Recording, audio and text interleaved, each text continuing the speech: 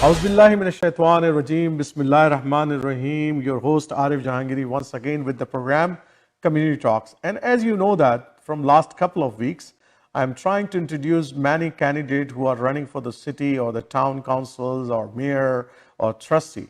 Today also, I want to invite two very special guests to Toronto 360 TV, and one of them is the mayoral candidate for the Caledon, Innis. And Jennifer Innis is really working from long time into Ward 3 and 4 as a regional councillor, and she is serving from last 20 years. Now she decided to run for the mayor, and we wish her best of luck. And you will also listen to Khurshid Khan from Ward 4 of Milton. Ward 4 of Milton is a special ward because there are almost like 10 candidates who are running for this council election from Ward 4, and Khurshid Khan is one of them.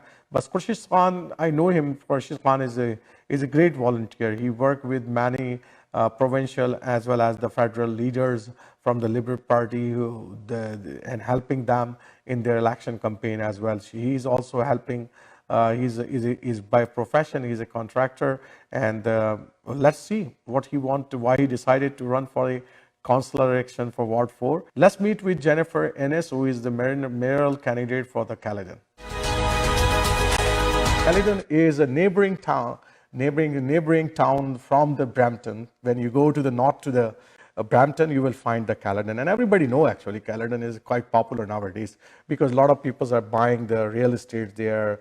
The people are moving from, extended families are moving from our South Asian community, especially from there, from Brampton to the Caledon. So I invited Jennifer Innis. Thank you, Jennifer, for joining Toronto 360 TV. And I know that you are from last 20 years as a regional councillor. You work in the Ward 3 and 4, and you are since 2019, I think, you are in the Conservation Toronto Authority, right? You are helping them as well. So very excellent profile you have as a mayoral candidate, because I know that you have a vast experience. You understand that how the town run and how the things run.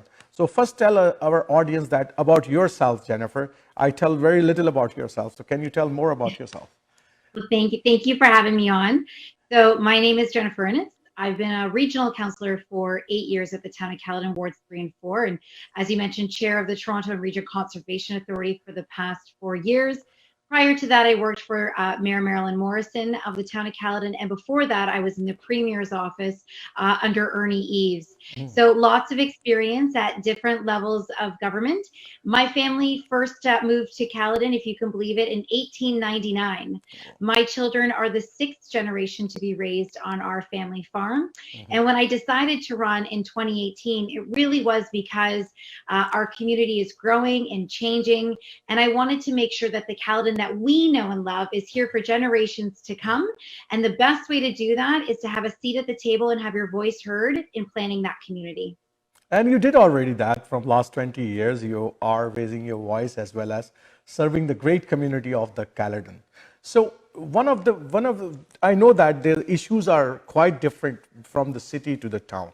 Because town, you have to also secure your land, agriculture, your heritage. A lot of heritage are there, and the people's mindset is very different from the mindset of the city, right? Because you don't have the transit system, not excellent transit system there. You don't have many facilities like the cities do have. You don't have a big, huge malls as well, like the cities have, and maybe one mall in whole Caledon where everybody is shopping, right? And one big road or two big roads, that's are the main road that connected your town to the main city. So as a mayor, you mentioned that you want to modernize Caledon. So I want to know what you want to modernize Caledon. So firstly, Caledon is geographically larger than the city of Toronto. 80% of it is protected countryside, whether it's the Greenbelt, the Oak Ridges Moraine, or the Niagara Escarpment. And it's important that we preserve and protect that rural countryside and heritage, but that we also make it viable with things like agritourism. I think everybody knows Downey's Farm, and that's what I mean about agritourism, opportunities to make sure that farms are sustainable. But building new communities, as you may have heard, Caledon is set to grow from 70,000 to 300,000 people over the next 25 years. And we have to build new, sustainable, connected communities in the south part of Caledon. And so we really need to make sure that we set the plan over the next 4 years for that growth to take place. And modernizing the way that we do things at the town of Caledon is going to be crucial. We have to use innovation and technology to be efficient and spend our taxpayers' money wisely, because growth does not pay for itself.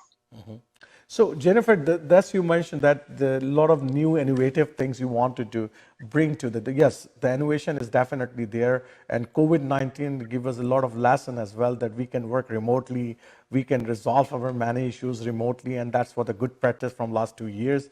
And everybody now is not doesn't, because that's why the people who are going office regularly, they are now moving into the towns because they want a quiet place, they want to live. That's why the prices of the real estate is also increasing in your towns as well. So tell me that where you want to keep the balance, because realtors, they want just big houses, they want to build the houses everywhere, they want to finish the agricultural land. I saw in the Milton as well, the whole agricultural land throughout the dairy is gone. Now they are working, and now that we see everything which is going on to the Britannia, that is also gone already, almost. Only the north side of the little bit left there. So it looks like that all the towns, the agricultural lands are changed into big real estates. So it's true. When the green belt came in, and I can speak from coming from a farm family, when the green belt came in, we knew that that was going to be the lines of development, and the lives and the efforts of those farms along that corridor have changed dramatically since that time. The things that help farms become or remain sustainable, like having access to farm equipment dealerships, grain elevators, large animal vets, they've all diminished as time has gone by, knowing that eventually these lands would be developed. And so we're here faced with the opportunity of making sure that we build new sustainable communities in that area, but also wanting to respect our agricultural heritage. And so my vision to do that is that with the new employment lands that are coming online, that those lands will be focused around food security. So things like agricultural sciences, vertical greenhouses, flash freezing facilities, and processing. This allows us to respect that agricultural heritage, but be progressive and ensure that we not only feed our town and our region, but the province of Ontario. Excellent idea, and I hope that you were able to do that, because it's a big challenge. I know that it's not an easy for any mayor or any councillor to really make such a type of plan, because there are a lot of business people whose pressure is on the offices sometime there as well, and money speaks as well sometimes. So I know that there are a lot of challenges is definitely there when you are a leader in a town. So one more thing which I find that's also increasing, because Brampton, when I was 22 years before, when I was come to the Mississauga, right, I see the Brampton, Mississauga, they are very peaceful city, right? And then the population extended toward the Caledon and toward the Milton and the Oakville, all over. So, but we only heard few incidents of crimes and drugs and substance uses in Toronto mostly. These type of in the news we heard about that somebody shooting happened in couple of weeks one time, or somebody snitched something, right, or knife cuts are there. These type of incident happen. But now I see the drug usage is increases when the cannabis stores are populated everywhere, especially in the town. I was surprised that I find more cannabis store in the towns as compared to sometime in the city. Like Mississauga, I find less, but in the Milton, I find more there. So these are the challenges that's coming to your town as well, because drug usage is definitely related to the crime as well. Not I'm say 100%, but is related to the crime, and then the crime increases there. So how can you really secure your town from all these challenges coming to you? So, firstly, we don't have any cannabis stores within the town of Caledon. Wow. We opted we opted to allow others to go first Mhm. to see what happened and to learn from them, so that we can make a better educated decision into the future. Mhm. And I think that the region of Peel provides our police services through our police services board. The city of Brampton and Mississauga are serviced by Peel Regional Police, Mhm. and the town of Caledon is serviced by the Caledon OPP. Okay. And that's really because Caledon has had historically different needs Mhm. when it comes to safety and policing Mhm. than Mississauga and Brampton. Mhm. However, as our population grows and changes, we know that we have to look at the services that we're providing and the policing that we're providing within those communities. So that's really something that we are going to be discussing over the next few years, to make sure that those services are there to keep our community safe, but then also to work with our Region of Peel partners. Right now, Caledon uses very little of the health and human services that come out of the Region of Peel, and that's going to change too. And I think we've heard the links from crime, and you had mentioned drug use. A lot of it also can stem from mental health issues, and we really need those upstream social programs to help alleviate that in the long term. So we're really going to have to advocate elbows up at the Region of Peel to make sure that Caledon is getting its fair share as our community begins to grow. So my last question is to you, Jennifer, before I allow you to give the message. So my last question is to you is that, as you already mentioned, that there are a lot of communities are moving toward the Caledon. It's not only many South Asians are moving there, is a huge, and there's one of the challenges. I know that the Brampton has law for trucking companies are working there, and that may be extend in the future that business into the Caledon as well. And the challenges of the South Asian communities are themselves there, and how you integrate those new communities and the new businesses within your town. What's your plan?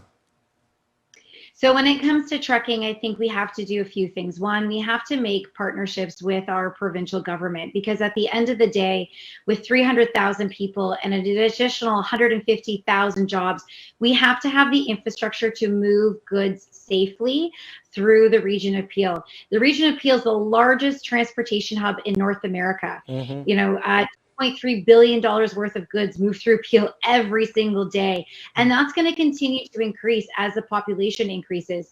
So infrastructure like the 413 is essential to make sure that we're keeping the trucks off of our local roads Mm-hmm. and onto those highways, and that infrastructure that's designed for it.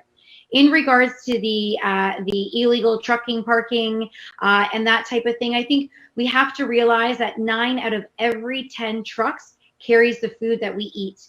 So Mm-hmm. we have to make sure that we have a place for them to travel and a place for them to park that is safe and is affordable, especially for our independent users as well.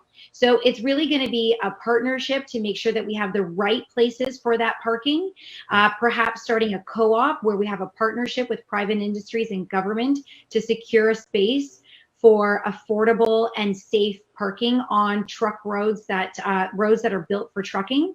And then to also work to crack down on the illegal trucking, because it's not fair to the businesses that are doing it the right way. And we want to support those businesses, and we want to protect the environment. We can't have trucks parking on areas that are highly environmentally sensitive Mm-hmm. and using roads that are not built and not safe for them to be on. Mm-hmm. So it's really going to be a partnership, all of us coming together, a multi-pronged solution, if you will, because there is no quick, easy fix. But now is the time to start implementing these things as we begin to grow. Thank you, Jennifer Innis, for giving us the time to Toronto 360, and it's really my pleasure to talk with you as well. What's the last message you want to give your voters? Just to remember, the next 4 years are going to be very important for the town of Caledon. As I had mentioned, we're set to have substantial growth. You had mentioned Milton, our growth will be higher than theirs. So what the growth pressures that are coming. And we need to make sure that we have a mayor that puts Caledon first. We need to make sure that we have a mayor that has integrity, has ability to build partnerships, and work with all levels of government to deliver the services that our growing communities are going to need, like healthcare, education, and employment. And lastly, I will leave you with this. Please remember to vote and vote early. October 24th is a big celebration in our community with many of our community members celebrating Diwali. So please encourage everyone to come out early and vote. And you can vote at any of our locations in the town of Caledon.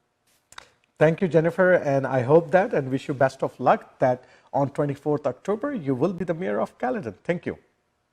Thank you. So we invited in our